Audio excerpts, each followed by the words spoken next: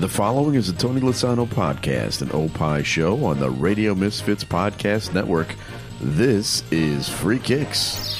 Okay, Adam, I'm dusting off my road dust. I was out of town this weekend. I was representing Green White Soccer Club at the Landestrachtenfest der Donnerschwaben in Mansfield, Ohio. Which is a dance competition, and you know me, I'm a big dancer. Oh, yeah. Always have been. But, it's like traditional German dancing from, a century ago. Yeah.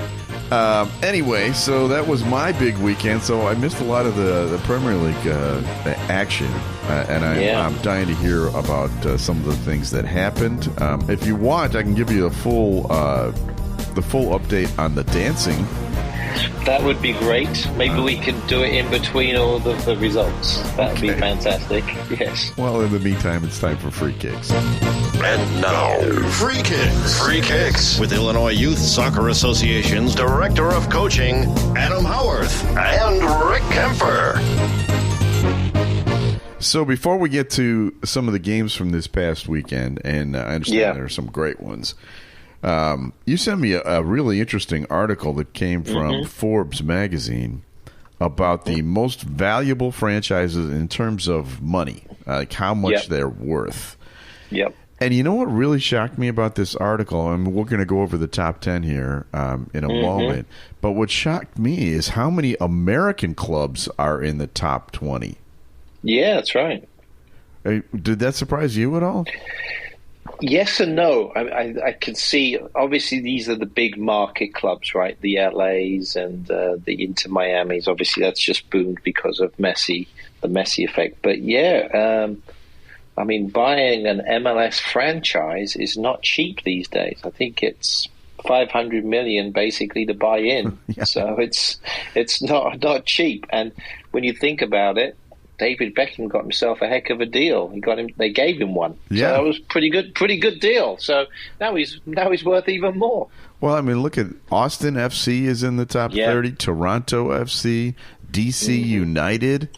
Let's see who else is in here. LAFC, LA Galaxy. Yes.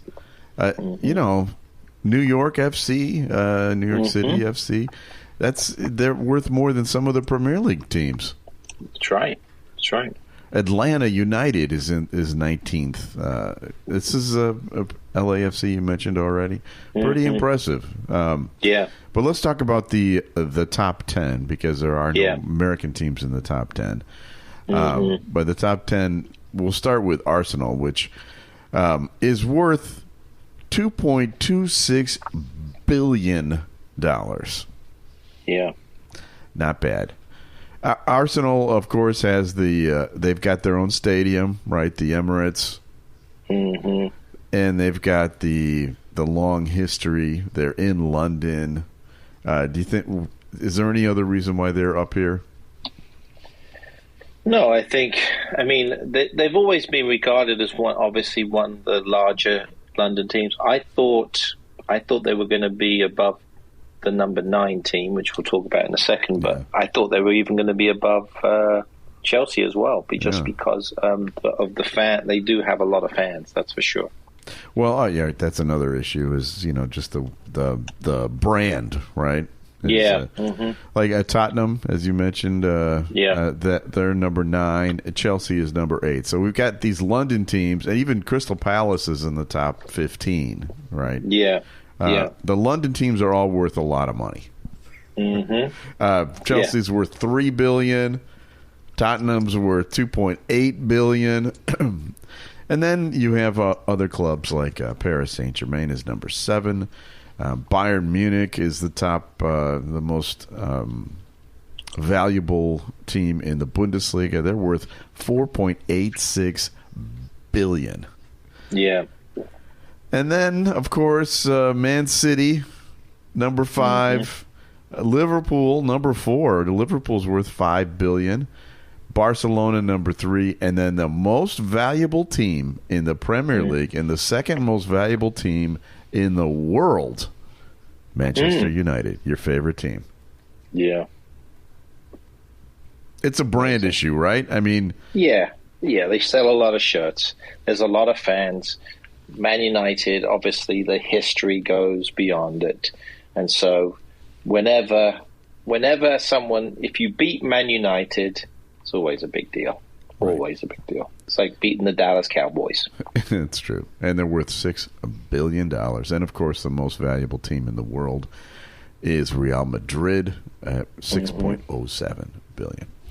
All right, I just wanted to talk about some of that because that is it's interesting when you see these teams. If any of these teams that we just mentioned are struggling, they've got no excuse at all. Yes. And a totally few of them agree. are, at least one of them is struggling, or a couple of them are struggling. We'll talk about that. Why don't we talk about some of the games that happened this past weekend? Before we do that, though, we haven't played this in a few weeks. Yeah, play the music. Yeah, exactly. Here we go. Premier League football. What's happening on the pitch? All right, so I got a lot of text during a particular game yesterday. Actually on Sunday, the Aston Villa versus Liverpool game, which you picked as the game of the week. It sure lived up to it, didn't it? Yeah, I think it was a really good game to watch, especially if you're a Liverpool fan. Now, if you're an Aston Villa fan, not so much. Yeah. But lots of discussion, as we talked about last week, the whole Mo Salah, 150 billion, they got me talking billions now, Yeah. 150 million bid for Mo Salah. So that was a big discussion. But they turned it down, so he is staying at least for another few months until the next window opens, at least. But wow, you are very cynical. You are very cynical. Maybe he really loves being in Liverpool. Maybe he just. What's the difference between 100 million and 150 million? No, I agree with you. And Klopp did say, Salah is 100% committed. Yeah. And that's, he did say that. He's 100% committed at this time. Now, tomorrow might be different. Oh, when they say, how about 200 million? That might be a whole different story. Yeah. But he got a point. But he was great. He was great. He was definitely one of the top players on the day, along with, and again, I still don't know how to pronounce it because he played so well. Dominic Szoboszlai, I believe I'm going to go with that. He was so dominant in the midfield for Liverpool, really ran the show. They just couldn't get close to him. And he scored the first goal in the first 3 minutes to kind of set Liverpool on track for a very comfortable victory over a very average Aston Villa team. That feels good, doesn't it? It does. I thought actually that I just in general, I think that Dominic is a pretty good signing. He's a good midfielder. The midfield for Liverpool last year was kind of lacking. They were all aging, and now they're all in Saudi Arabia. But he's young. He's got some pep to him, and I'm a fan. Yeah. Yeah, and to be fair, Liverpool played well on the day. And Aston Villa, that's why we picked it as a game of the week, because they were coming in on really good form. They won their last 4 games. They were playing very well. So it was always going to be this game. And hopefully they can just put it down as a bad day. These things happen. I still think Aston Villa is a good side. I think they're going to be they're going to be in the top 6. It's just some days just don't always work out for you. But they'll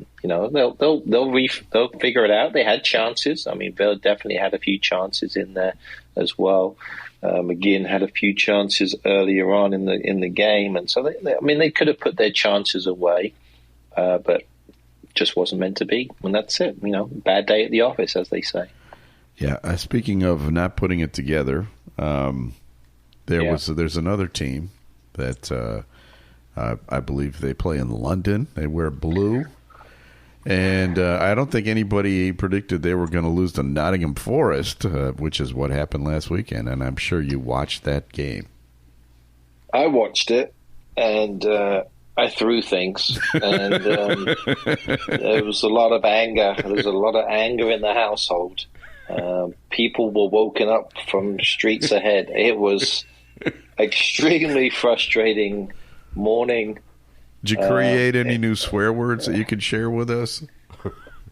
I certainly did. There was a lot of swear words going on out there. I mean, I just really, it's craziness. You know, you got basically an 80-20 possession, Chelsea. But as much of the possession as they had, they looked like they were very lackluster in the attack.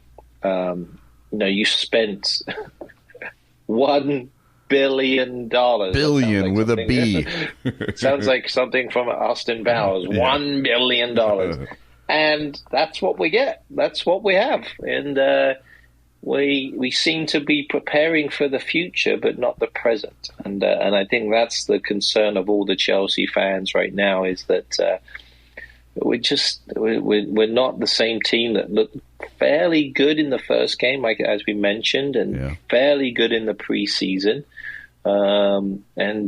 We've got people, maybe some people in some different spots. I mean, we've got some good wing backs, but we've got outside backs playing on the wing. I just don't know what's going on. Yeah. So it's something they've got to figure out very, very quickly. They've got a couple of weeks now, at least, to kind of sort things out.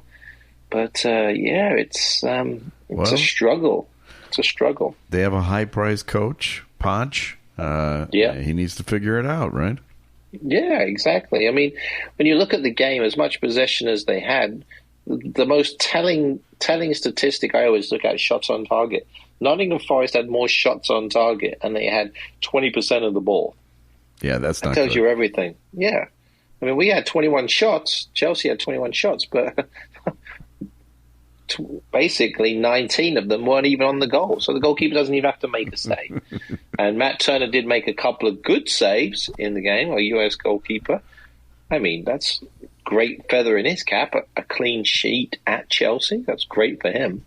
But yeah, we've got some work to do. We're going to see what happens in the next few weeks. And then we may need to get a new manager. Yeah, I mean, you've been very patient. It's been long enough. It's been long enough.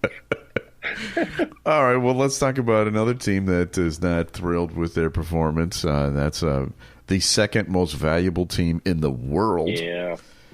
Manchester United. They had a big game against Arsenal this past weekend. Yeah, and as bad as the result was for Chelsea, I mean, this was quite a damning result for Man United too. And I think the after effects of what's taking place here, there was a story there with Jadon Sancho. He's not playing up to par, and so he's kind of tweeting back about how he is, and it's getting a little vocal concerning the concerns of some of the players. Yeah. Not sure if the team is all on the same bus, so to speak, and that's concerning. And then by the end of the game, you've got Harry Maguire and Johnny Evans as your two centre-backs when you've spent all this money on all these players. Looks like it could be a rough go again for Manchester United. I mean, they always look good in attack, but defensively, definitely a little bit of a challenge. But what a great goal from Declan Rice to score the winner in injury time to put Arsenal through 2-1, and then Jesus scored it even in injury time to make it 3-1. Yeah, so the 3-1 result sounds worse than it actually was. Mm-hmm. Right. Yeah, exactly. But Arsenal still looks very good. I think they've definitely improved from last year. There's no question in my mind. I mean, they're outplaying Manchester United. They look like they are a team that's going to be challenging, even if they do have a former Chelsea player who whiffed on a ball. I don't know if you saw that one. It was right in front of goal. Yeah. It was a bad whiff. But and wasn't there a penalty called back too? I believe that. Yeah. But the thing for Arsenal, I think, which is going to be telling, is Gabriel Jesus is back, and he looks very, very sharp. So I think he's going to be the difference maker. Well, let's take a quick look at the top four. And kind of give you an idea of which teams are off to a good start. And obviously Manchester City, number one, perfect 12 points. But the other team, there are actually two teams that I want to talk to you about that are kind of surprising so far. Tottenham, who lost Harry Kane and, brought in players that were not nearly as highly regarded as Harry, seem to be playing out of their butts. I mean, how do you put it? At West Ham is the other one. West Ham, who, struggled mightily last year, is off to a great start. Are either of those teams for real? It's a great question. I really don't know. I don't know. I think there's Tottenham, I think, have just gotten off to a really good start. I mean, James Maddison's been playing very well for them. I think he's been a very key signing. And West Ham have just gotten some good results. Obviously, they've beaten Chelsea. Good result as well on the weekend. It's hard to say whether or not they can stay up there. Long term, I don't think they can. Yeah. And especially when I look at what they've got coming up, West Ham, they're going to see how good they are when they play Man City. That's their next game. Right. So we'll see how good they are there.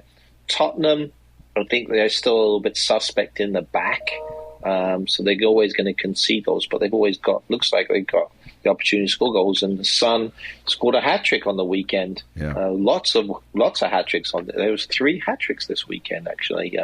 Erling Haaland, Son, and then young Henderson there from Ethan Ferguson from Brighton and Hove Albion scored a hat-trick. So I think West Ham will drop into the middle, and Tottenham eventually, I think, will. So just short term, in my opinion. Okay. And looking at the bottom 4, I have a funny feeling that these 4 teams are going to be at the bottom 4 all year.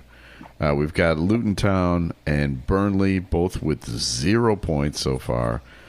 Everton and Sheffield have 1, right? Mm-hmm. So they managed to draw.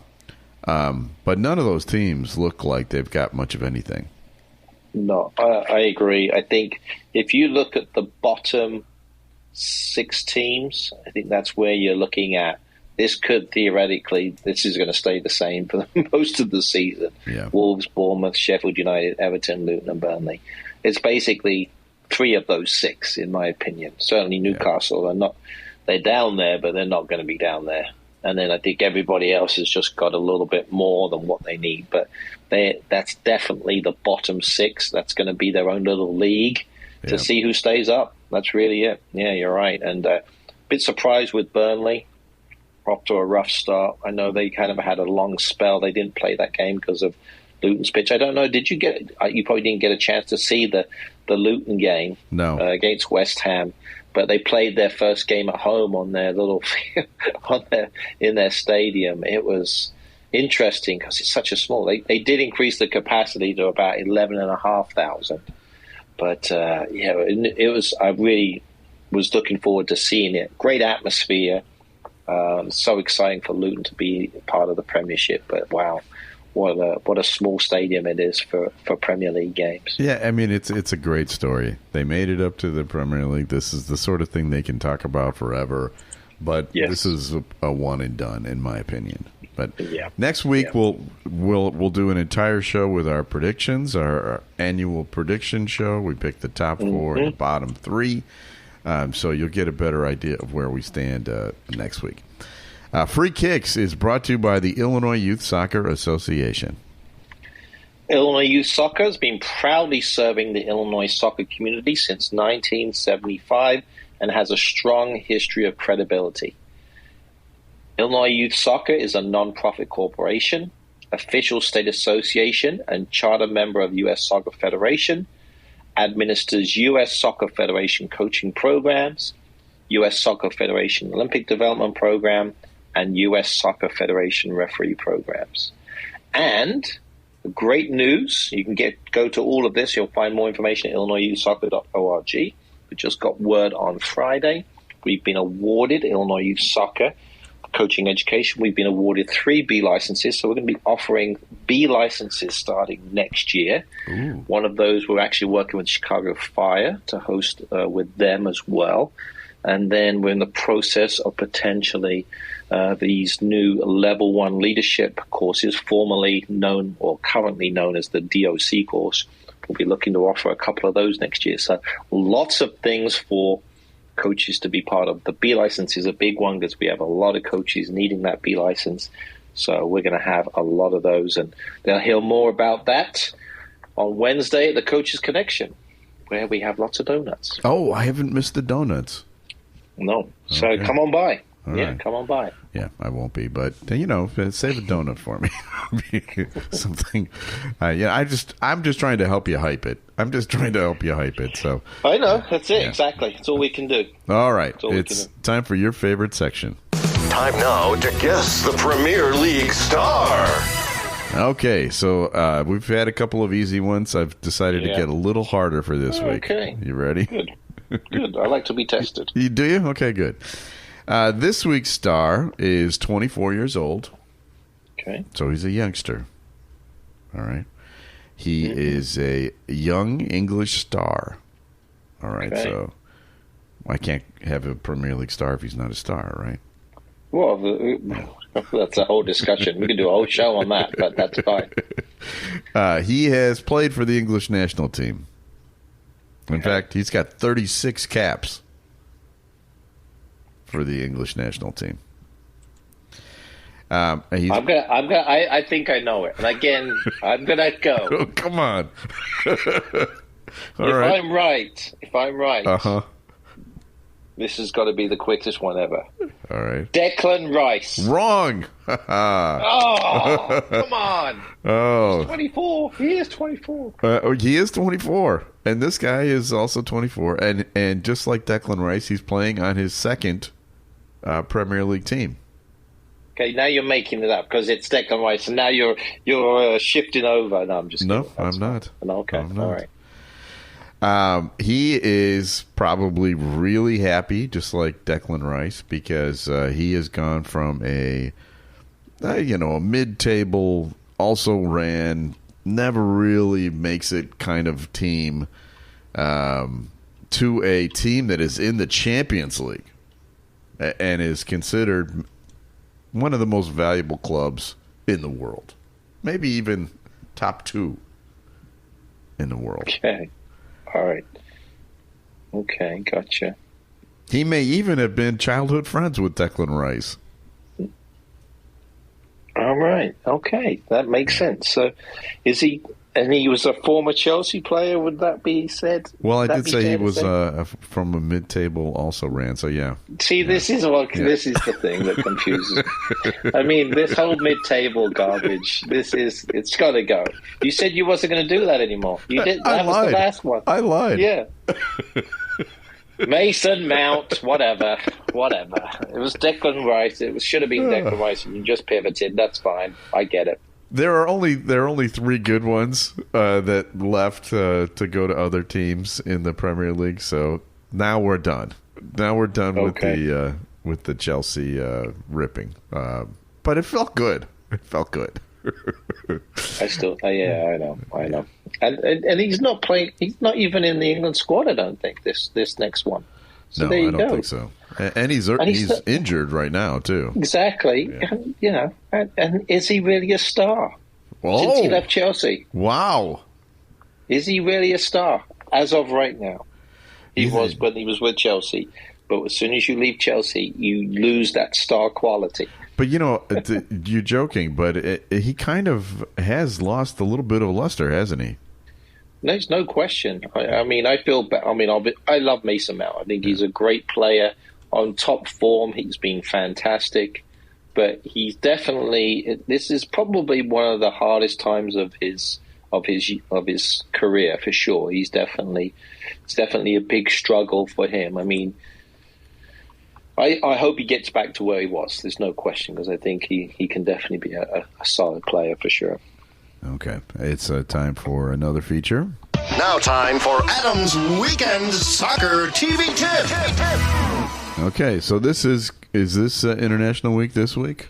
This is International Week, so we don't have any official Premier League matches, but I did look at kind of ahead to see what might be a good one to watch, and then so it seems like Saturday is a good day. We've got some friendlies, but then also some Euro qualifiers, and I'm going to put this one down, not just because I'm English, but I went to the game, the previous one, so the England versus Ukraine game was the one I got to see live at Wembley when we was lucky enough to take our ODP team over there, but now it's the reverse picture.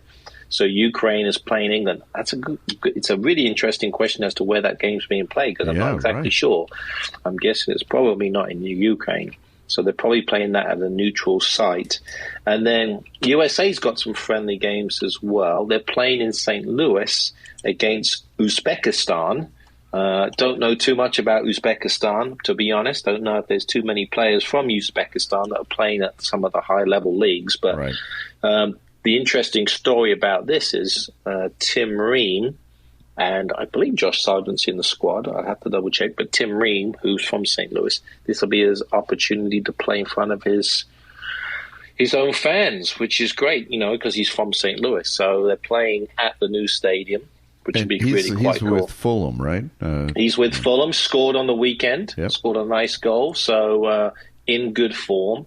And went to St. Dominic High School. When I was coaching college, I had a couple of players from there. So, good luck to him, and hopefully the US gets a good result. But it's just a friendly, because they're playing these games here just to kind of get them ready for their CONCACAF Nations League games down the road. But so do we know if any of the European players? I mean, obviously Tim Ream's playing, but any of the other European players playing? Yeah, it's a full squad. I think it's their full squad because it is a true international date. So Pulisic is coming back.